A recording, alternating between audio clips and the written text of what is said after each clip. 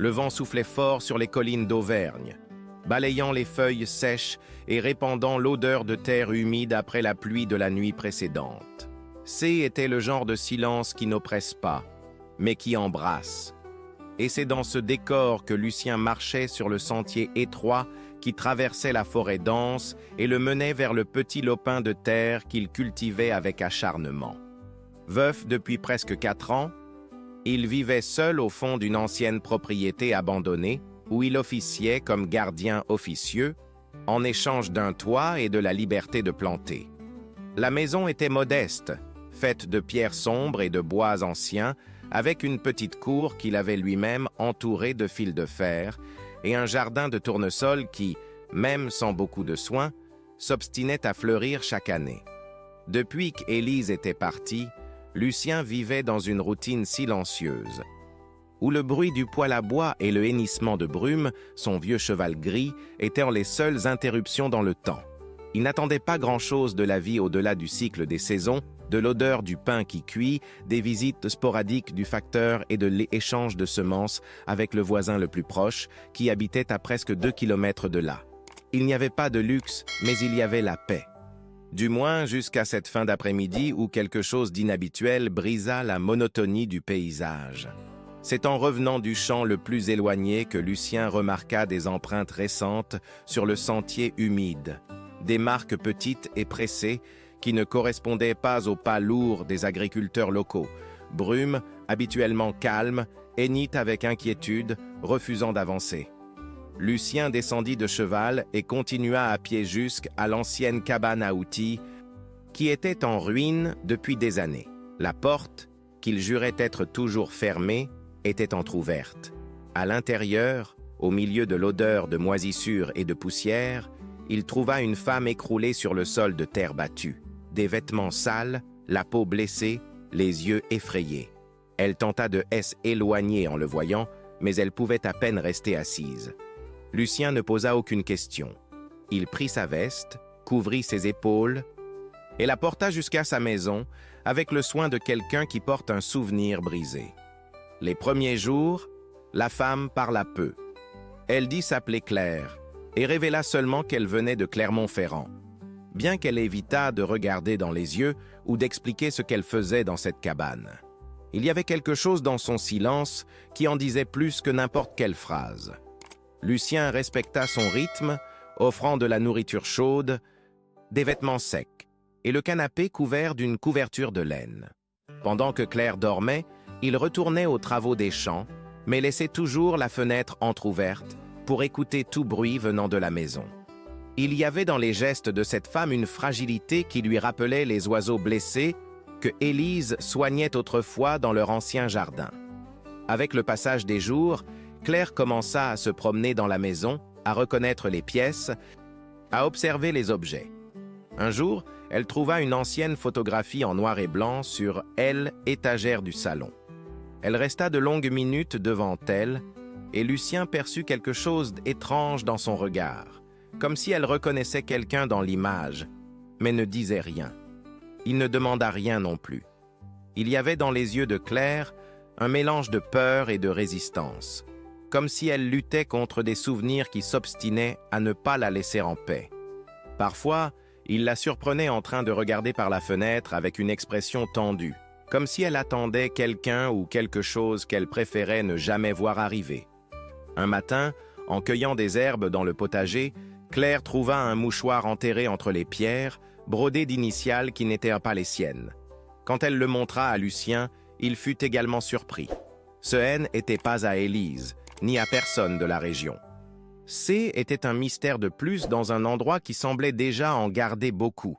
La même semaine, des lettres sans expéditeur commencèrent à arriver, avec seulement de courtes phrases énigmatiques. L'une d'elles contenait une fleur séchée et un mot. « Reviens ». Claire pâlit en lisant cela, mais n'expliqua pas la signification. Lucien remarqua seulement que, depuis lors, elle évitait de sortir seule de la maison. Si cette histoire t'a intéressé, n'oublie pas de t'abonner à notre chaîne et de mettre un like. Dis-nous de quelle ville tu nous regardes. On continue. L'atmosphère entre eux était faite de respect mutuel, mais chargée d'une tension non dite. Claire était reconnaissante et le démontrait par de petits gestes.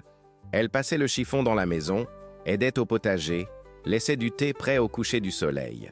Cependant, il suffisait du bruit d'une porte qui se fermait plus fort pour que son corps tressaille. Lucien, de son côté, observait tout avec la patience de quelqu'un qui savait que certaines blessures ne guérissent pas dans la précipitation. Il parlait encore à Élise en pensée, demandant des conseils, et jurait que parfois, il trouvait ses billets entre les pages des vieux livres, avec des phrases comme « Tu n'es pas seul ». Ces petits signes, réels ou imaginés, lui donnèrent la force de continuer à offrir refuge à cette femme brisée qui avait surgi dans sa vie comme une tempête silencieuse. Une nuit, pendant un orage, Claire fut prise d'un cauchemar si intense qu'elle cria de désespoir, réveillant Lucien. Elle ne se souvenait pas exactement du rêve, mais répétait que quelqu'un était proche. Le lendemain matin, Lucien trouva des traces de pneus dans la boue près de l'entrée de la propriété. Il n'y avait pas de route par là. Ce n'était pas une coïncidence. Les jours suivants, Claire commença à faire davantage confiance à Lucien et révéla des fragments de son histoire. Elle parlait d'une relation étouffante, marquée par des manipulations subtiles, où chaque geste était contrôlé, chaque opinion corrigée, chaque émotion ignorée. Elle avait fui Thierry, un homme influent en ville, connu pour toujours obtenir ce qu'il voulait. « Il ne me frappait jamais », murmura-t-elle un soir, les yeux fixés sur le feu de cheminée. Mais il avait une façon de me regarder, comme si je n'existais que pour lui appartenir. Chaque ami que j'avais disparaissait peu à peu. Chaque rêve que j'exprimais devenait ridicule dans sa bouche. J'ai fini par croire que J était folle. Lucien écoutait en silence, sentant la colère grandir à l'intérieur, mais sans la montrer. Il savait que Claire avait besoin d'un endroit où elle pouvait enfin respirer. Parfois, il la surprenait en train de sourire en regardant les tournesols. Et ces moments-là valaient tous les risques qu'il prenait en l'abritant. Elle essayait de rejoindre sa sœur Sophie, avec qui elle avait perdu le contact après des années d'isolement. « Thierry disait que ma famille me montait contre lui », expliquait-elle. « J'ai été si bête de le croire. Maintenant, je ne sais même pas si Sophie acceptera de me voir. » Au printemps, comme si les prières silencieuses de Claire avaient été entendues, Sophie apparut par surprise. Elle avait les mêmes yeux verts que sa sœur, mais portait des larmes de soulagement. Les retrouvailles furent émotionnelles, pleines de pardon mutuel et de promesses de ne plus jamais se laisser séparer. Cependant, Sophie apportait aussi des nouvelles préoccupantes. Thierry cherchait Claire, et il y avait des personnes proches de lui qui surveillaient les villages et les routes rurales. « Il a engagé un détective privé », révéla Sophie, la voix tremblante. « Il dit à tout le monde que tu es malade, que tu as besoin de soins. Les gens le croient parce qu'il est respecté, riche. » La présence de Sophie fortifiait Claire, mais apportait également des doutes. Le refuge de Lucien N était plus aussi sûr qu'il le paraissait. En outre, Lucien reçut la visite d'un fonctionnaire public local prétendant inspecter le terrain. Ces questions semblaient décousues, mais trop insistantes pour être de la simple bureaucratie. « Depuis quand habitez-vous ici ?» avait demandé l'homme, en prenant des notes dans un carnet. « Y a-t-il d'autres personnes sur la propriété, des visiteurs récents ?» Lucien avait répondu avec prudence, mais sentait que quelque chose ne tournait pas rond. Pendant que les tournesols fleurissaient dans la cour, Claire semblait également renaître. Sa voix retrouvait de la fermeté, son regard, une direction. Un jour, sans rien dire, elle enterra le médaillon qu'elle portait toujours au cou, près du premier tournesol de la saison. C'était comme si elle laissait là le poids du passé. Mais ce N n'était pas la fin des mystères, car les lettres continuaient d'arriver, et dans l'une d'elles, la phrase inquiétante « Elle a fleuri ». Mais les racines laissent des traces. Lucien ne la montra pas à Claire, mais la garda secrètement, renforçant la vigilance la nuit, avec le vieux fusil toujours appuyé près de la fenêtre. Sophie resta quelques semaines, aidant sa sœur à retrouver confiance en elle et partageant les travaux de la maison. Elle appréciait Lucien, reconnaissante de la façon dont il avait protégé Claire. « Vous lui avez rendu son sourire ?» lui dit-elle un matin, en le voyant enseigner à Claire comment traire la vieille chèvre qu'il venait d'acquérir. Mais un matin, Sophie dut repartir pour son travail à Lyon. L'adieu fut difficile, mais elle promit de revenir bientôt et surtout de chercher des moyens légaux pour protéger Claire de Thierry. « Tu n'es plus seule maintenant », dit-elle en embrassant sa sœur. « Nous trouverons un moyen. » Après le départ de Sophie, la propriété sembla plus silencieuse que jamais. Claire passa les premières journées à regarder fixement la route par laquelle sa sœur était partie, comme si elle pouvait la faire revenir par la seule force de sa volonté. Lucien respectait sa mélancolie, mais remarquait aussi quelque chose de différent en elle, une détermination nouvelle qui perçait à travers sa tristesse. « Je ne veux plus fuir », déclara-t-elle un soir, en l'aidant à réparer la clôture du potager. « J'ai passé trop d'années à avoir peur, à me cacher. Si Thierry me cherche, qu'il vienne, mais cette fois, je ne partirai pas sans me battre. » Lucien admira son courage, mais s'inquiétait également. Il avait vécu assez longtemps pour savoir que les hommes comme Thierry ne renoncent jamais facilement. Pourtant, il y avait dans les yeux de Claire une flamme qu'il n'avait pas vue auparavant, et cela lui rappelait étrangement Élise dans ses moments de plus grande force. Les jours suivants apportèrent des révélations inattendues. En nettoyant le grenier de la maison, Claire découvrit une vieille malle cachée derrière des planches vermoulues. À l'intérieur, des lettres jaunies, des photographies anciennes et un journal intime écrit d'une main élégante. Les premières pages portèrent le nom d'Élise, mais à mesure que Claire lisait, elle découvrit quelque chose d'extraordinaire. « Lucien », l'appela-t-elle, la voix tremblante des émotions. « Vous devez voir ceci. » Le journal révélait qu'Élise avait elle aussi fui un mariage arrangé avec un homme violent des décennies auparavant. Elle était arrivée dans cette propriété de la même manière que Claire, blessée, effrayée, cherchant un refuge. La famille qui possédait alors la terre l'avait accueillie, et c'est là qu'elle avait rencontré Lucien, jeune ouvrier agricole qui travaillait pour eux. « Elle a écrit ceci le jour où nous nous sommes mariés ?» murmura Lucien, les larmes aux yeux en lisant un passage du journal. Elle disait que parfois, les âmes blessées se reconnaissent et se guérissent mutuellement. Elle avait raison, mais je n'avais jamais pensé que cela pourrait arriver 2 fois dans une vie. Claire sentit un frisson parcourir son échine. Ce n'était pas le hasard qui l'avait mené jusqu'à cette cabane, jusqu'à Lucien. C'était comme si Élise avait laissé une trace invisible pour guider d'autres femmes en détresse vers ce lieu de guérison. Mais les découvertes ne s'arrêtèrent pas là. En continuant de fouiller dans la malle, Claire trouva des documents officiels qui révélaient que la propriété avait appartenu à la famille d'Élise. Après sa mort, elle était restée à Lucien selon ses dernières volontés, mais des héritiers éloignés contestèrent maintenant ce testament. Voilà pourquoi cet homme est venu poser des questions, comprit Lucien. Ils veulent récupérer la terre. Si je perds cette propriété, il n'eut pas besoin de finir sa phrase. Claire comprit immédiatement. Sans ce refuge, elle serait de nouveau vulnérable et Lucien perdrait le seul foyer qu'il avait connu depuis des décennies. Cette même semaine, ils reçurent la visite d'un notaire de Clermont-Ferrand. L'homme était poli mais ferme. Les héritiers d'Élise exigeaient la vente de la propriété et ils avaient des droits légaux sur le terrain. Lucien avait 30 jours pour contester ou accepter de partir. « Il doit y avoir un moyen », insista Claire après le départ du notaire. « Élise n'aurait jamais voulu que vous perdiez votre maison. Il doit y avoir quelque chose que nous ne voyons pas. » Elle avait raison. En examinant plus attentivement les papiers du testament, ils découvrirent une clause étrange. Si Lucien se remariait, la propriété lui appartiendrait définitivement, sans possibilité de contestation. C'était une condition inhabituelle, mais parfaitement légale. Elle savait, murmura Lucien, ému. Élise savait qu'un jour, quelqu'un d'autre aurait besoin de ce refuge. Elle a prévu cette clause pour nous protéger. Claire rougit en comprenant l'implication. Un mariage de convenance pourrait sauver la propriété, mais était-ce juste? Était-ce ce qu'il voulait vraiment? Pendant qu'il réfléchissait à cette possibilité, d'autres événements troublants se produisirent.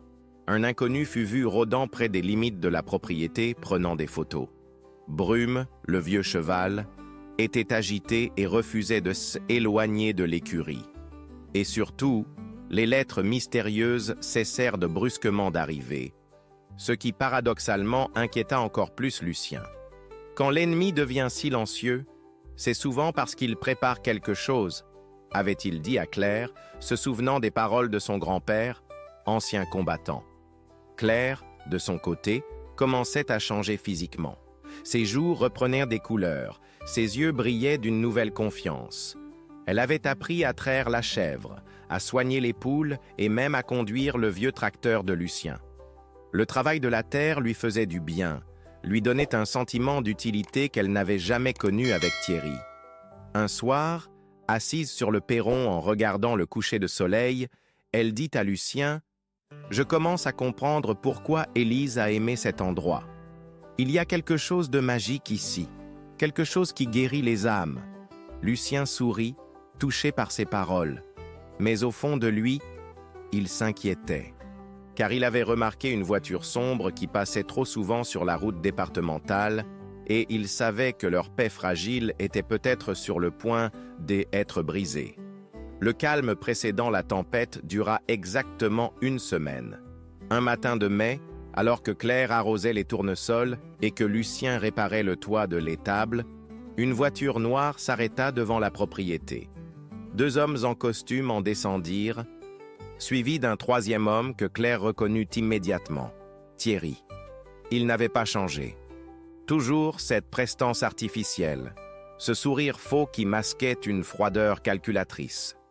Ses cheveux gris étaient parfaitement coiffés, son costume coûteux, sa montre brillante. Il avança vers Claire avec l'assurance de quelqu'un qui n'a jamais eu besoin de demander la permission pour rien. « Ma chérie, dit-il d'une voix doucereuse, tu m'as causé tant d'inquiétude.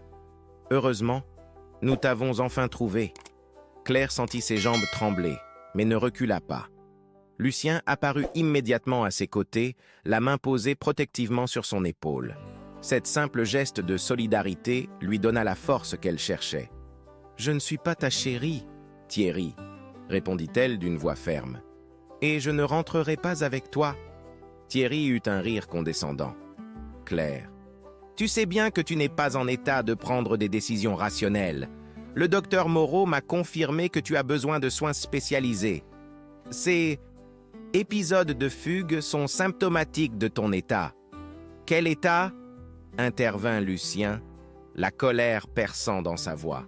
« Cette femme va parfaitement bien. » Thierry le toisa avec mépris. « Et vous êtes qui exactement, monsieur ?»« Lucien Dubois, et vous êtes sur ma propriété. »« Votre propriété ?» Thierry sortit des papiers de sa veste. « Mes avocats m'ont informé que cette propriété fait l'objet d'une procédure de récupération. Vous n'avez aucun droit légal sur cette terre. De plus, vous hébergez illégalement une personne sous curatelle médicale. » Claire pâlit. « Curatelle? De quoi tu parles? » « Ma chérie, après ta disparition, j'ai dû prendre des mesures légales pour te protéger. Le docteur Moreau a établi un rapport médical détaillé sur ton état mental instable. J'ai été nommé ton tuteur légal. La manipulation était parfaite, légale, imparable. Thierry avait utilisé le système contre elle, transformant sa fuite en symptôme de maladie mentale, son besoin de liberté en preuve de folie. Claire sentit le piège se refermer autour d'elle. « C'est faux !» cria-t-elle. « Je ne suis pas malade! Lucien, dites-lui !» Mais Thierry était préparé. L'un de ses hommes tendit une ordonnance du tribunal à Lucien. « Monsieur Dubois, vous avez le choix.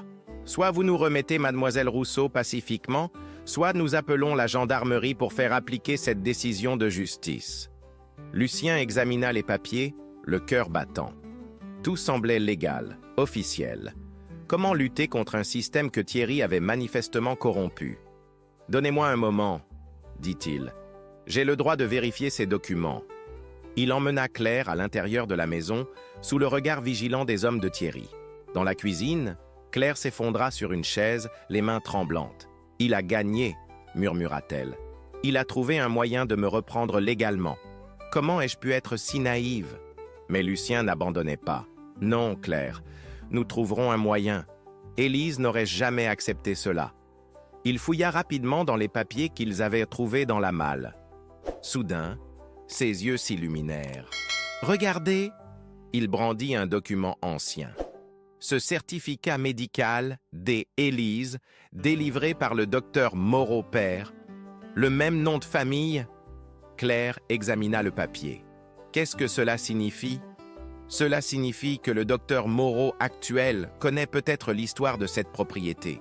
Il sait peut-être que son père a aidé Élise à échapper à un mari violent. Et s'il était comme son père? S'il avait été forcé de signer ce rapport? C était un pari fou. Mais C était leur seule chance. Lucien sortit de la maison et s'approcha de Thierry. « Monsieur, j'aimerais parler au docteur Moreau avant de prendre toute décision. C'est mon droit. » Thierry fronça les sourcils. « Cela n'est pas nécessaire. Les papiers sont clairs. »« Justement, » dit Lucien avec un sourire mystérieux. « S'ils sont si clairs, le docteur Moreau n'aura aucun problème à les confirmer devant témoins. À moins que vous n'ayez quelque chose à cacher. » L'un des hommes de Thierry chuchota quelque chose à l'oreille de son patron. Thierry hésita, visiblement contrarié par cette demande inattendue. « Très bien, » dit-il finalement, « mais nous ne partirons pas sans elle. » 30 minutes plus tard, le docteur Moreau arrivait sur la propriété. C était un homme âgé, aux cheveux blancs, qui semblait mal à l'aise. Il examina Claire de loin, évitant son regard. « Docteur, » dit Lucien en s'approchant de lui, « votre père a-t-il jamais mentionné une femme nommée Élise Dubois, qui avait fui un mari violent et trouvé refuge dans cette propriété ?» Le docteur Moreau pâlit visiblement. « Comment savez-vous cela ?»« Parce qu'elle était ma femme, et parce que l'histoire se répète, docteur. Votre père avait aidé une femme à échapper à la violence. Allez-vous faire l'inverse ?» Le médecin regarda Claire, puis Thierry, puis de nouveau Claire. Dans ses yeux, un conflit intérieur faisait rage. Il avait été menacé, peut-être corrompu, mais quelque chose en lui résistait encore. « Monsieur Thierry, » dit-il finalement, la voix tremblante, « je dois revoir mon diagnostic. Cette femme ne présente aucun signe de maladie mentale. J'ai fait une erreur. » Le visage de Thierry se durcit. « Docteur, nous avions un accord. » « Il n'y a jamais eu d'accord, » coupa le médecin, retrouvant soudain sa dignité. « Il n'y a eu que des pressions et des menaces. Mais je ne déshonorais pas la mémoire de mon père. Cette femme est parfaitement saine d'esprit. » Claire sentit ses jambes la porter à nouveau. Le piège se défaisait, mais elle savait que Thierry ne renoncerait pas si facilement. Le silence qui suivit la déclaration du docteur Moreau fut électrique. Thierry, pour la première fois depuis son arrivée, semblait déstabilisé. Ses mâchoires se contractèrent et Claire reconnut cette expression. C était le visage qu'il montrait juste avant d'exploser de colère dans l'intimité de leur ancienne maison. « Docteur, » dit-il d'une voix dangereusement calme, « je pense que vous ne mesurez pas les conséquences de vos paroles. Vos dettes de jeu sont considérables, n'est-ce pas? Et votre clinique traverse des difficultés financières. »« Mes dettes ne justifient pas de mentir, » répliqua le médecin, se redressant avec une dignité retrouvée. « Mon père m'a toujours dit que la médecine était un serment sacré. Je ne le trahirai plus. » C'est alors que se produisit, événement qui allait changer le cours de cette confrontation. Sophie apparut au bout du chemin, accompagnée d'une femme élégante que personne ne reconnut immédiatement. Les deux femmes approchèrent d'un pas décidé, et Claire sentit son cœur battre plus fort en reconnaissant le regard déterminé de sa sœur. « Claire !» cria Sophie en accélérant le pas. « Nous arrivons juste à temps !» Thierry se tourna vers les nouvelles arrivantes avec agacement. « Sophie, je suppose. Claire m'a beaucoup parlé de vous. Vous devriez convaincre votre sœur de rentrer avec moi. C'est pour son bien. » « Pour son bien !» Sophie eut un rire amer. « Comme c'est était pour son bien quand vous l'isoliez de sa famille, quand vous contrôliez chaque euro qu'elle dépensait? quand vous la faisiez douter de sa propre santé mentale? L'inconnu qui accompagnait Sophie s'avança alors. C était une femme d'une cinquantaine d'années, aux cheveux châtains, avec un regard intelligent et déterminé. Elle portait un tailleur professionnel et tenait une sacoche d'avocat. « Permettez-moi de me présenter », dit-elle d'une voix ferme. « Maître Dubois, avocate au barreau de Lyon. Je représente Mademoiselle Rousseau dans cette affaire. » Thierry fronça les sourcils. « Dubois, quel hasard !»« Ce n'est pas un hasard, » répondit l'avocate avec un sourire mystérieux. « Je suis la nièce de Élise Dubois. Sophie m'a contacté cette semaine pour me raconter l'histoire de sa sœur, une histoire qui m'a rappelé celle de ma tante, que j'ai promis sur son lit de mort d'honorer en aidant d'autres femmes dans la même situation. » Claire sentit ses jambes trembler, mais cette fois de soulagement. Le cercle se fermait de manière presque magique. Élise continuait à protéger les femmes en détresse, même après sa disparition. Maître Dubois ouvrit sa sacoche et en sortit plusieurs documents. « Monsieur Thierry, j'ai ici plusieurs témoignages de vos anciens employés, de vos voisins, et même de votre précédente épouse, qui décrivent un schéma récurrent de manipulation psychologique et de contrôle abusif. » Le visage de Thierry blanchit. « Ma précédente épouse? Mais elle ne dira rien. Elle a signé un accord de confidentialité. Un accord obtenu sous contrainte n'a aucune valeur juridique, » répliqua l'avocate. « Madame Thierry Première a accepté de témoigner. Elle aussi avait essayé de fuir. Mais vous l'aviez retrouvée et convaincue de revenir en utilisant exactement les mêmes méthodes. Faux diagnostic médical, curatelle abusive, menaces voilées. » Claire regarda Thierry avec des yeux nouveaux. Elle n'était donc pas la première. Il y avait eu d'autres femmes avant elle, d'autres victimes de ces manipulations. Cette révélation était à la fois terrifiante et libératrice. Terrifiante parce qu'elle réalisait l'ampleur de sa manipulation. Libératrice parce qu'elle confirmait qu'elle n'était pas folle. De plus, continua Maître Dubois, j'ai obtenu une ordonnance du juge des tutelles de Clermont-Ferrand, annulant la curatelle de ma cliente. Le magistrat a estimé que les preuves médicales étaient insuffisantes et suspectes. Elle tendit le document officiel à Thierry, qui le lut avec une fureur croissante. « C'est impossible. J'ai des appuis, des relations. » « Vous aviez des appuis, » corrigea l'avocate. Mais curieusement, quand on commence à creuser, on découvre beaucoup de choses intéressantes. Par exemple, vos pratiques douteuses dans vos affaires, vos pressions sur des témoins, vos tentatives de corruption. L'un des hommes de Thierry s'approcha de lui et lui murmura quelque chose à l'oreille. Thierry pâlit encore davantage. « Qu'est-ce que vous voulez » demanda-t-il à l'avocate. « C'est simple, » répondit Maître Dubois. « Vous allez signer un document par lequel vous renoncez à tout contact avec ma cliente. En échange, nous n'engagerons pas de poursuite pour harcèlement, manipulation et tentative de séquestration. Et si je refuse ?» Sophie s'avança alors, tenant un téléphone portable. « Alors cette conversation, que j'ai entièrement enregistrée, y compris vos menaces au docteur Moreau et vos aveux concernant votre première épouse, sera transmise au procureur de la République. » Thierry regarda autour de lui, comprenant soudain qu'il était cerné. Le docteur Moreau le regardait avec dégoût, Lucien avec une colère contenue, Claire avec une détermination nouvelle. Même ses propres hommes semblaient en mal à l'aise. « Vous ne pouvez pas prouver » commença-t-il. « Nous pouvons prouver beaucoup de choses » l'interrompit Maître Dubois. « Votre première épouse n'était que le début. Nous avons trouvé d'autres témoignages, d'autres femmes que vous avez manipulées. Votre réputation, vos affaires, tout va s'effondrer si cette histoire sort au grand jour. » Pour la première fois de sa vie, Claire vit Thierry vraiment effrayé. L'homme qui l'avait terrorisé pendant des années, qui lui avait fait croire qu'elle était folle, qui avait contrôlé chaque aspect de sa vie, tremblait maintenant devant le écroulement de ses propres mensonges. « Où dois-je signer ?» demanda-t-il finalement d'une voix éteinte. Maître Dubois lui tendit un stylo et un document. Thierry le signa rapidement, comme s'il avait hâte d'en finir. Puis, sans un regard vers Claire, il se dirigea vers sa voiture, suivi de ses hommes. Avant de partir, il se retourna une dernière fois. « Tu crois avoir gagné, Claire? Mais tu ne sais pas vivre sans moi. Tu reviendras ?» Claire le regarda droit dans les yeux. Et pour la première fois depuis qu'elle le connaissait, elle ne ressentit ni peur, ni doute, ni culpabilité. « Non, Thierry. Cette fois, c'est vraiment fini. » Le silence qui suivit le départ de Thierry était différent de tous ceux qu'avait connus la propriété. Ce haine était plus le silence lourd de la peur ou de l'attente, mais celui, apaisant, de la liberté retrouvée.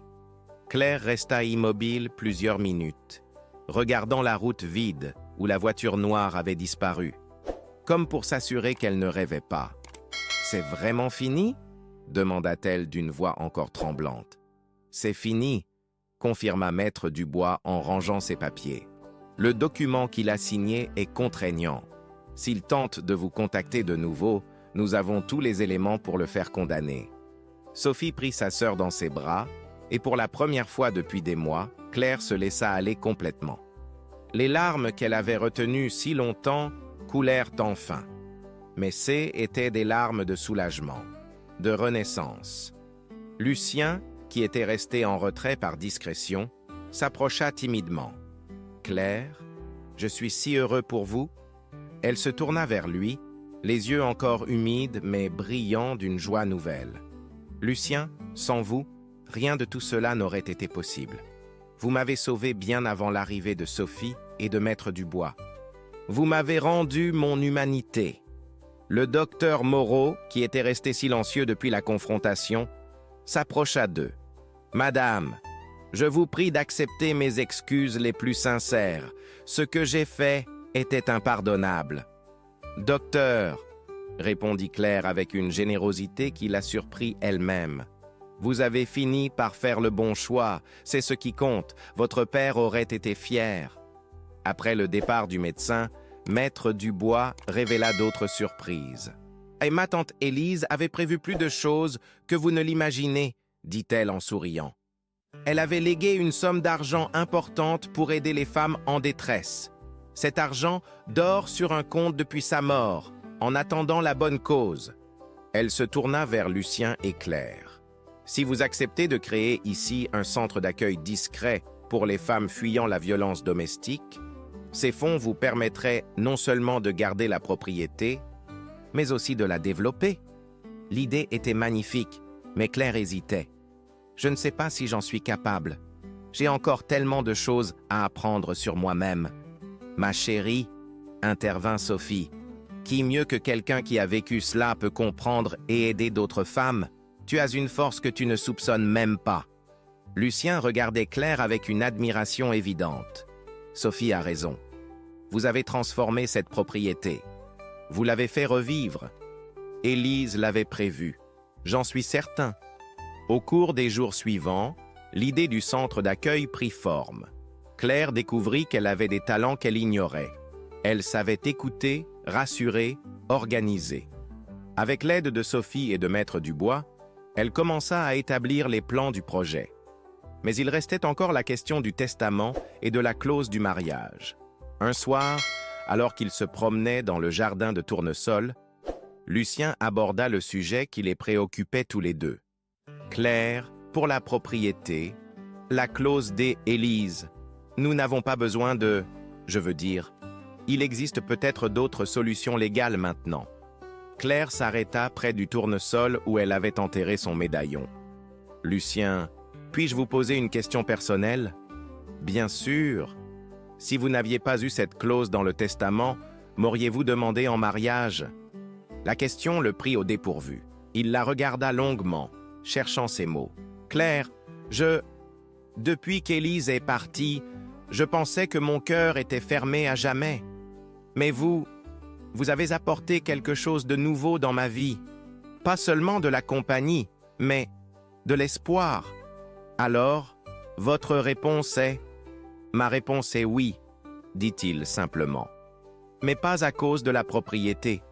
À cause de qui vous êtes, de qui nous sommes ensemble. » Claire sourit, et ce sourire illumina son visage d'une façon que Lucien n'avait encore jamais vue.